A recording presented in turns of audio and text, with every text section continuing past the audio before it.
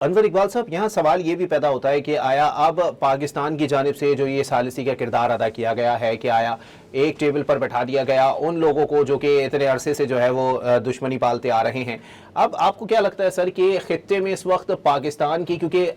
واضح طور پر دکھائی دے رہا ہے کہ اگر طاقت کے توازن کی بات کی جائے تو ایک رخ میں جو ہے وہ ہوا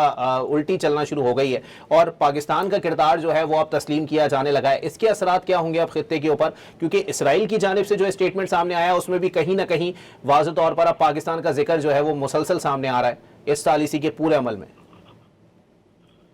دیکھیں، اسرائیل کے ساتھ جو ہمارا رویہ ہے بہت مناسب ہے، ہم اس سے ہمارے براہ راست تعلقات نہیں ہیں، لیکن ہم ان کے خلاف بیان بازی بھی نہیں کرتے، ہم اس سارے معاملے سے ذرا ایک فاصلہ رکھتے ہیں، اور پاکستان کو یہ بات سوٹ بھی کرتی ہے، ہمیں فاصلہ رکھنا چاہیے، خواہ مخواہ کسی بھی ملک سے جھگڑا مول لینے کی ضرورت نہیں ہے۔ اس سارے پروسیس میں پاکستان کی ایک اہمیت بنی ہے ایک ایسے ملک کی حیثیت سے جو علاقائی تنازعات میں ثالثی کا کردار ادا کر سکتا ہے، جیسا انہوں نے 1972 میں کیا تھا، 71 میں چائنا اور امریکہ کو قریب لا کے، تو وہ رول پاکستان نے اس سے زیادہ افیکٹو طریقے سے اس وقت پلے کیا ہے، اور اس میں بھارت کے علاوہ کسی کو کوئی تکلیف نہیں ہے، سارے اس کو تسلیم کرتے ہیں اور مثبت پازیٹیو ڈیولپمنٹ سمجھتے ہیں۔ وہ سمجھتے ہیں کہ اگر پاکستانی کردار ادا کرتا رہے تو اس خطے میں امن قائم رہے گا۔ تو میں سمجھتا ہوں کہ پاکستان مستقبل میں بھی یہ جو ہے ثالثی کا اور امن قائم رکھنے والے ملک کا کردار جو ہے وہ ادا کر سکتا ہے، پاکستان کو سوٹ بھی کرتا ہے، اور پاکستان کی پالیسی میں اس حوالے سے جو اسٹریٹجی ہے اسی حوالے سے بننی چاہیے، ایک امن قائم کرنے والے ملک کی حیثیت سے۔ اور آج یا کل جو خطے کے دیگر ممالک ہیں، خاص طور پہ بھارت جو ہے وہ بھی پاکستان کی اس نئی حیثیت کو تسلیم کرنے پر مجبور ہو جائے گا، اس لیے کہ انہوں نے کوشش کر کے دیکھ لی۔ ان کا خیال تھا کہ انہوں نے پاکستان کو ساری دنیا میں اکیلا کر دیا ہے اور پاکستان کے ساتھ کوئی نہیں کھڑا، وہ انہوں نے کر کے دیکھ لیا، جنگ بھی کر کے دیکھ لی، یہ بھی کر کے دیکھ لیا، تو پاکستان اپنی جگہ موجود ہے۔ بلکہ میں ابھی انٹرویو دیکھ رہا تھا، BBC نے کیا تھا، بھارت کی جو انٹیلیجنس ایجنسی را، ان کے ایک سابق چیف کا، تو انہوں نے خود کہا کہ جب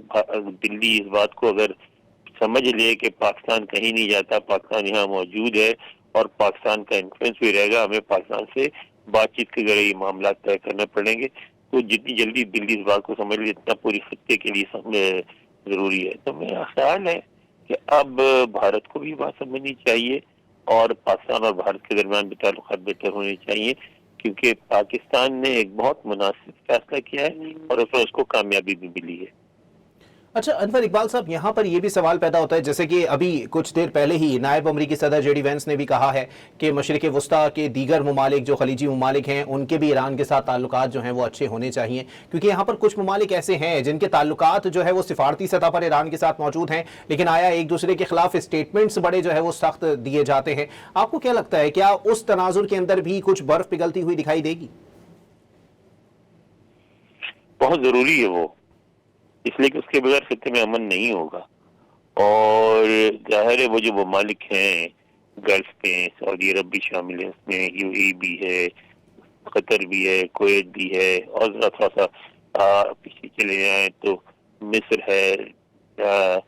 تو اب شام جو ہے، شام کی نئی حکومت ہے، یہ سارے بھی تشویش میں مبتلا ہیں، تو یہ ان کو بھی ایشورنس چاہیے کہ بھئی ایران ان کے لیے خطرہ نہیں ہے، اور ایران کے لیے بھی ضروری ہے کہ ان ممالک کو ساتھ لے کے چلے۔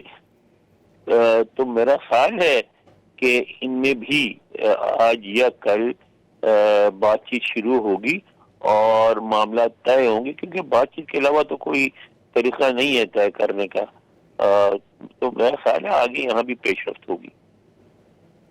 تو انور اقبال صاحب یہ بھی بتائیے گا کہ چلے ٹھیک ہے، سعودی عرب کے ساتھ معاملات کسی حد تک بہتر ہوئے تھے اور اس پورے معاملے کے اندر سعودی عرب کے اسٹیٹمنٹ بھی کافی حد تک جو ہے وہ پازیٹیو تھے، لیکن اگر آپ شام کی بات کریں تو وہاں پر احمد الشرع کی جو حکومت ہے اس کے ساتھ جو معاملات دکھائی دے رہے ہیں۔ دوسری بات،